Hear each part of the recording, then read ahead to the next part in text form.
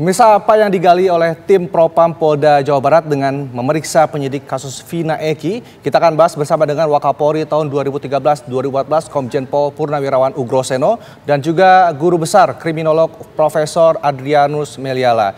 Selamat petang Pak Ugroseno dan Adrianus. Selamat petang semuanya. Selamat petang. Baik, kita ke Pak Ugroseno terlebih dahulu. Pak, sebelum Anda menjabat sebagai Wakapolri ini sempat menjabat sebagai Kadif Propam. Dan apakah hasil pemeriksaan Propam ini akan mampu mengubah BAP atau bahkan menambah BAP baru, Pak?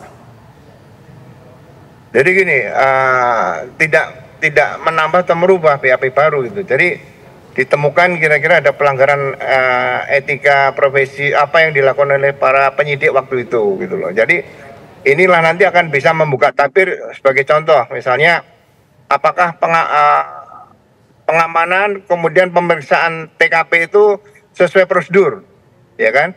Kalau tidak sesuai prosedur, dicek berarti ada bagian dari obstruction of justice, yaitu sengaja mengaburkan TKP itu tidak boleh gitu ya kan? Nah, kalau TKP nanti sudah ditemukan ada pelanggaran, nah ini berikan masukan kepada para penyidik yang memang rencana akan membuka kembali kasus ini secara terang benderang. Jadi semua nanti akan kembali ke TKP dulu, itu yang pertama gitu aja. Jadi kalau merubah atau menambah BAP itu tidak akan mungkin, karena perkara ini sudah sampai sidang sampai tingkat pengadilan dan sudah dinyatakan inkrah gitu. Oke, nah sekarang kalau misalkan sudah dinyatakan inkrah, sudah sampai ke pengadilan Pak Ugroseno, apa mungkin yang akan diterima oleh penyidik-penyidik sebelumnya kalau seandainya memang di sana terjadi ada yang miss, ada kesalahan dalam melakukan penyidikan dan juga menyelesaikan kasus ini 8 tahun yang lalu?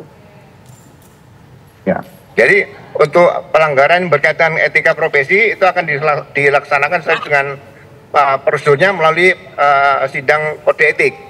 Tapi kalau temuan-temuan bukti baru itulah yang merupakan nanti akan menjadi fakta baru yang bisa diajukan melalui PK.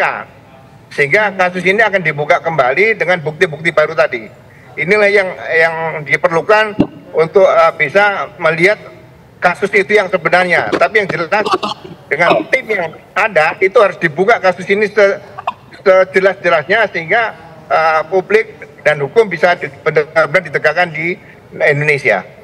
Baik, Pak Ugur, berarti dengan misalnya ada bukti baru untuk PK, dengan kata lain para terpidana ada 5 ini, dengan kata lain ini bisa mengubah juga hasil putusan para terpidana sebelumnya, Pak Ugro? Ya di PK nanti bisa ditembus seperti itu. Jadi tidak menutup kemungkinan bahwa kebenaran nanti akan menjadi dan keadilan menjadi panglima di negeri ini seperti itu. Jadi kalau memang tidak salah ya nyatakan tidak salah. Seperti itu. Ya, sekarang saya ingin menuju ke Pak Adrianus. Pak Adrianus, kalau kita ingat-ingat hari ini kalau nggak salah sudah 10 hari sejak Presiden Joko Widodo mengatakan bahwa kasus Vina ini harus diusut tuntas sejelas-jelasnya, setransparan mungkin. Kemudian kita ketahui bahwa ini direspon pula dengan adanya Div Propam yang mendatangi Polres di Cirebon begitu. Anda melihat perkembangan kasus ini seperti apa? Apakah memang mungkin akan nanti terbuka dengan jelas karena Div Propam sudah turun di tangan di sana, dan apakah kira-kira proses ini akan bisa berlangsung cepat karena sudah 1 bulan kasus ini menjadi sebuah pembicaraan di luar masyarakat sana, Pak Adrianus? Sejak Peggy ditangkap dan ditahan, polisi kan punya kewenangan untuk menahan dalam kurun waktu sebagaimana ditetapkan oleh KUHAP, dan itu belum melampaui waktu yang ditetapkan itu. Karena kalau sudah maka penahanan Peggy menjadi tidak sah dan dia harus dibebaskan demi hukum. Nah, kita sekarang mau main hukum atau main politik sih? Atau main tekanan massa? Menurut saya, Pak Guru, saya bingung kenapa Propam harus masuk dalam situasi seperti ini. Salahnya di mana? Begitu. Kalau kita bicara mengenai salahnya pada saat pengusutan penyidikan pada kasus pada tahun 2016, ya itu asumsikan bahwa terjadi betul yang dikatakan oleh Pak Ugro, obstruction of justice. Tapi mana fakta yang mengatakan itu? Benar bahwa begitu banyak statementnya, tapi kan nggak ada yang akurat, ya. Contoh misalnya PH-nya saudara Tatal, katanya mau mengajukan PK, sampai hari ini nggak ada. Katanya ada orang yang memiliki kesaksian tentang Peggy bahwa terima gaji dan seterusnya. Lalu kemudian bisa dibantah oleh yang lain, jadi saling bantah. Nah, artinya adalah bahwa bahwa ketika PH mau mengajukan pra peradilan sendiri pun sampai hari ini tidak. Jadi kita ini mau main hukum atau mengedepankan opini publik atau politik sebetulnya. Jadi mohon maaf nih teman-teman media nih. Saya rasa kalau dari segi hukumnya kita masih on the track ya, bahwa ketidakpuasan saya kira benar dan memang harus begitu. Tetapi kan begini, tentu dari pihak PH pasti akan mengedepankan fakta-fakta yang memberatkan. Nah itu semua yang kemudian meringankan, maaf, dan itu semua ditampung oleh kepolisian, diperiksa, dimasukkan dalam BAP, akan dibuat gelar perkara khusus gitu ya. Nah itu kan yang belum kejadian.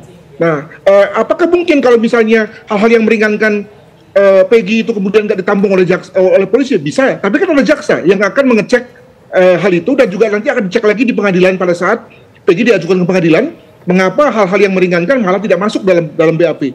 Jadi dengan kata lain, kita fokus pada konteks hukum acara yang ada saja.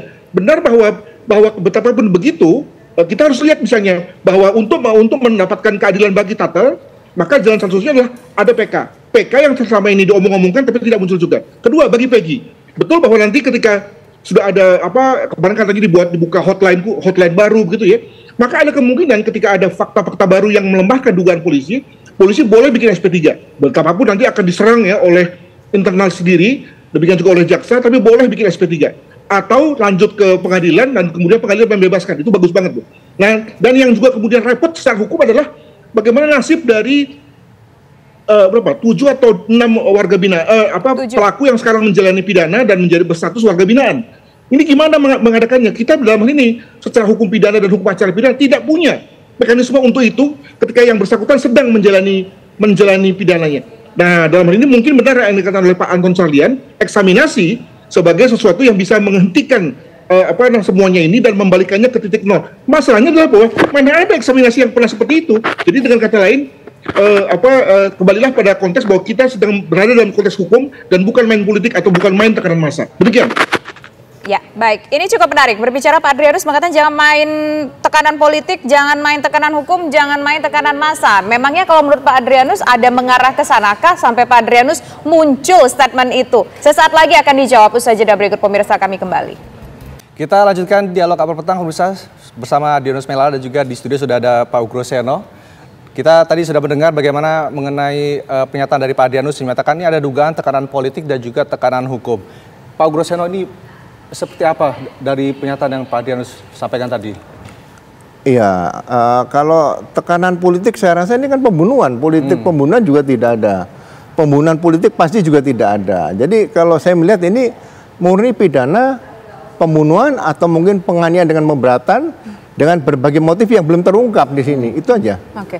Nah, Pak Ugroseno, kalau dari apa yang disampaikan oleh Pak Adrianus tadi memang ada beberapa poin sepakat dengan Pak Ugroseno. Tapi kalau kita tangkap tampaknya kayaknya belum penting dulu lah di Propam turun untuk memanggil pihak-pihak polisi di Cirebon gitu.